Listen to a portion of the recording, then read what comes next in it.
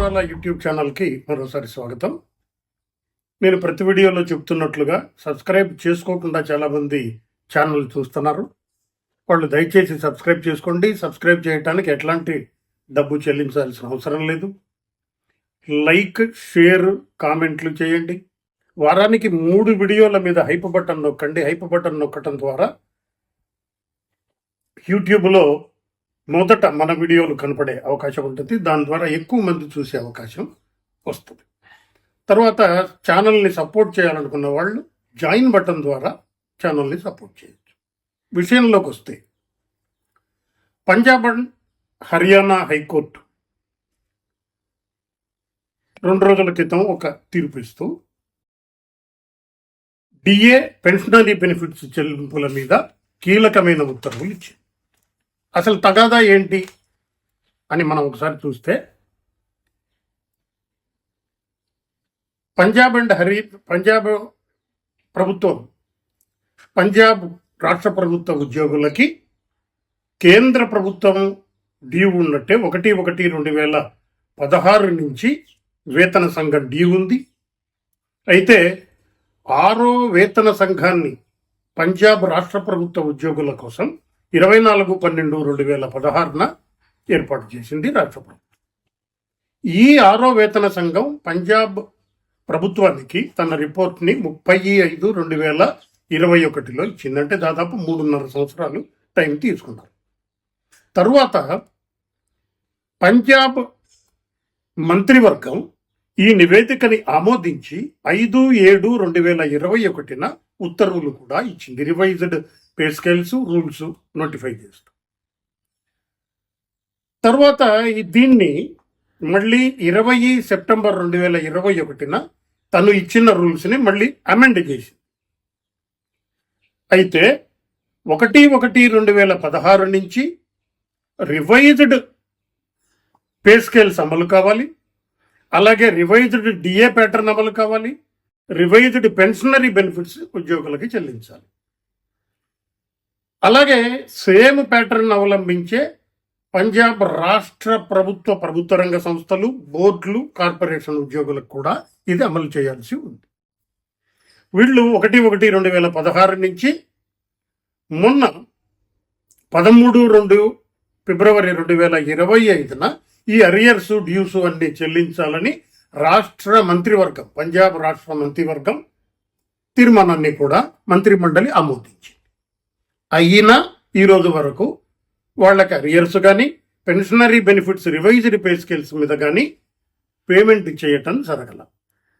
దీని మీద Punjab state power corporation వాళ్ళు, ఇతర బోర్డులలో ఉన్న ఉద్యోగులు, కార్పొరేషన్ ఉద్యోగులు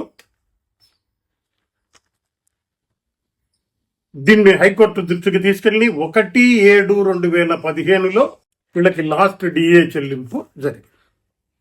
ఈ నేపథ్యంలో పంజాబ్ హైకోర్టు 2 రోజుల క్రితం ఒక తీర్పిస్తూ 30/4/2026 మొత్తం టోటల్ డబ్బులు, ఈ పిటిషన్ వేసిన వాళ్ళకే అనుకుంటారేమో, చాలా చోట్ల ప్రభుత్వాలు వీళ్ళు ఈ పనే చేస్తున్నారు. సిమిలర్ స్టేటస్ ఉన్న అందరు ఉద్యోగులకి, పెన్షనర్లకి, వాళ్ళు కార్పొరేషన్లో పనిచేస్తున్నా, ప్రభుత్వ రంగ సంస్థల్లో పనిచేస్తున్నా, దేంట్లో పనిచేస్తున్నా సరే ఇదే స్టేటస్ వర్తించే ప్రతి ఉద్యోగికి 30/4/2026 మొత్తం total pensionary benefits, DA arrears 6% వడ్డీ వేసి చెల్లించాలి. ఒకవేళ మీరు 30/4/2026 6% వడ్డీ వేసి చెల్లించకపోతే వడ్డీ రేటుని 9% చేస్తాం. ఆ ఉత్తర్వులను అమలు చేయటానికి, ఈ తీర్పు కాపీ అమలు చేయటానికి రాష్ట్ర ప్రభుత్వ ప్రధాన కార్యదర్శి ఒక డిజిగ్నేటెడ్ అధికారిని, ఒక సంబంధిత అధికారిని నియమించాలి. ఆ అధికారి మా దగ్గరకు వచ్చి ఈ తీర్పును తీసుకోవాలి. 3 నెలల్లో అతను ఏమేమి అమలు చేశాడు, ఏమేమి చేస్తున్నాడు, 34 లోపల పేమెంట్ జరిగిపోవాలి. ఇంకా ఏమేమి చేస్తున్నారు, తీసుకున్న చర్యలు ఏంటి అని ఒక నివేదికని 3 నెలల్లోగా ఇవ్వాలి. ఒకవేళ అమలు చేయకపోతే ఆ అధికారిని, సంబంధిత అధికారి మీద తీవ్రమైన చర్యలు కోర్టు తీసుకుంటుంది అని చెప్పింది. దీంట్లోనే వాళ్ళు చెప్పిన అంశం ఏంటి అని అంటే ఆర్థిక కారణాలు. ప్రభుత్వం పంజాబ్ ప్రభుత్వం ఏమని ఆర్గ్యూ చేసింది? డబ్బులు లేవు, డబ్బులో ఇబ్బందిలో ఉన్నాం కాబట్టే మేము అరియర్స్ పే చేయటం లేదు, డిఏ ఇస్తున్నాం లాంటి ఆర్గ్యుమెంట్లు చెప్పింది. పెన్షనరీ బెనిఫిట్స్ ఆపమని రివైజ్డ్ పే స్కేల్స్ మీద పెన్షనరీ బెనిఫిట్స్ ఇవ్వకపోతే ఎలా? రాష్ట్ర మంత్రివర్గం ఏదైతే శాసనాలు చేస్తుందో ఆ శాసనాలని మళ్ళీ మంత్రివర్గంలో ఆమోదించి అమలు చేయాలని మీరు ఫిబ్రవరి 2025లో ఆల్రెడీ ఆమోదించిన తర్వాత చెల్లించాలని. దీనికోసం 2021లోనే మీరు ఉత్తర్వులు ఇచ్చిన తర్వాత ఈ ఉత్తర్వుల అమలు సాధ్యం కాదని మీరే కోర్టులో ఎట్లా వర్క్ చేస్తారు? మంత్రివర్గం ఎందుకు ఆమోదించింది? మరి కరెక్ట్ కాదు. సుప్రీంకోర్టు ఇటీవల వెస్ట్ బెంగాల్ వర్సెస్ అక్కడి కన్ఫెడరేషన్ ఆఫ్ ఉద్యోగుల ఫెడరేషన్ వేసిన కేసులో ఇచ్చిన తీర్పులని చెప్తూ మీరేమి వాళ్ళకేం భిక్షపారేయటం లేదు. ఈ సుప్రీంకోర్టు తీర్పు ఆధారంగా డిఏ చెల్లింపు, పెన్షనరీ బెనిఫిట్స్ చెల్లింపు అనేవి ఇది కరెక్ట్ కాదు. ఇన్ రెమ్ అన్న పదం వాడారు వీళ్ళు. అంటే it applies universally to all similarly placed pensioners, persons and పిటిషనర్లే కాకుండా ఇదే రకమైన కేసు ఉన్న అందరు ఉద్యోగులకి, పెన్షనర్లకి ఈ ఉత్తర్వులు వస్తాయని చెప్పారు. 30/4/2026లోగా అమలు చేయాలి 6% అని చెప్పారు. ఆల్ అడ్మిసబుల్ రివైజ్డ్ డ్యూస్, వాళ్ళకి ఏమేమి pensionary benefits, DA arrears, pay arrears, revised pay ఫిక్సేషన్లు ఇటువంటి అంశాలు ఏ ఉన్నా అన్నీ కూడా క్లియర్ చేయాల్సిందే 30/4/2026 లోపు. మీరు ఏదో ఒక వంక చూపి డీవియేషన్ చేయాలని ట్రై చేస్తే 9% వడ్డీ కట్టాల్సి వస్తుంది 34 తర్వాత. కేబినెట్ నిర్ణయం తీసుకున్నాక కూడా ఇలా చేయటం కరెక్ట్ కాదు. ఇప్పటికే 35,000 మంది పెన్షనర్లు 1/1/2016 నుంచి ఇప్పటిదాకా చనిపోయారు. 35,000 మంది పెన్షనర్లు. కాబట్టి ఇది కరెక్ట్ కాదు అని చెప్పి హైకోర్టు వ్యాఖ్యానించింది. ఇక్కడ ఒక అంశాన్ని తీసుకురావాలి. ఏంటంటే ఈ 2-3 నెలల్లో మీరు గమనిస్తే డిసెంబర్లో కేరళ హైకోర్టులో వామపక్ష ప్రభుత్వం డిఏ హక్కు కాదని కోర్టేసింది. తర్వాత మళ్ళీ విమర్శలకు భయపడి 3 డిఏలు క్లియర్ చేశారు. అక్కడ ఉన్నది వామపక్ష ప్రభుత్వం. వెస్ట్ బెంగాల్లో ఏ ప్రభుత్వం ఉంది? మమతా బెనర్జీ గారి ప్రభుత్వం ఉంది, ఆమె పార్టీ. సేమ్ అక్కడ కూడా దాదాపు 7 ఏళ్ల నుంచో ఎప్పుడో డిఏలు అవి ఇవ్వటం లేదు. ఇప్పుడు పంజాబ్ గవర్నమెంట్, పంజాబ్లో ఆప్ ప్రభుత్వం ఉంది. నేను యాక్చువల్గా సార్ తెలంగాణ ప్రభుత్వంలో దాదాపు పెన్షన్ ఇస్తున్నారు తప్ప జీపీఎఫ్లు, పెన్షనరీ బెనిఫిట్స్ కూడా ఇవ్వటం లేదు. నెలకి 750 కోట్ల రూపాయలు రిలీజ్ చేస్తున్నారు. వాటిల్లో పెన్షనర్లకు ఇవ్వకుండా dues of the working employees clear చేసుకుంటున్నారు.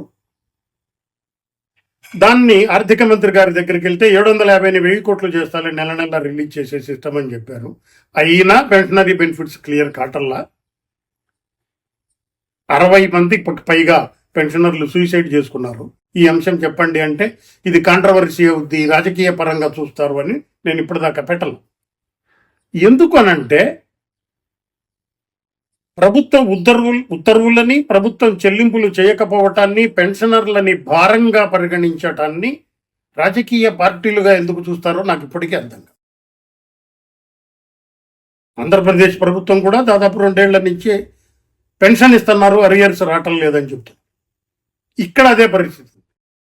ఇంకా అసలు అక్కడ పంజాబ్లో అయితే 2016 నుంచి, వెస్ట్ బెంగాల్లో ఇవన్నీ ఒకే ప్రభుత్వాలు కాదు కదా, రకరకాలైన ప్రభుత్వాలు ఉన్నాయి. కాబట్టి ఉత్తర్వులో ఉన్న సారాంశము అమలు చేయకపోవటాన్ని మాత్రమే మనం పరిశీలించాలి తప్ప వాళ్ళు ఏ పార్టీకి సంబంధించిన వాళ్ళైతే మనకేంటి. మీడియా రాజకీయ పరం అయిపోయిన తర్వాత ఆ ఛానల్ చూస్తే పలానా పార్టీ వాడిది, ఈ ఛానల్ చూస్తే పలానా పార్టీ వాడిది అయినప్పుడు మీడియాతో పనే ఉంది. మనకు ప్రభుత్వం ఇచ్చిన ఉత్తర్వు అమలైందా లేదా? పెన్షనర్లుగా ఉద్యోగులు అమలు కాకపోతే ఇది ఎందుకు అమలు కాల?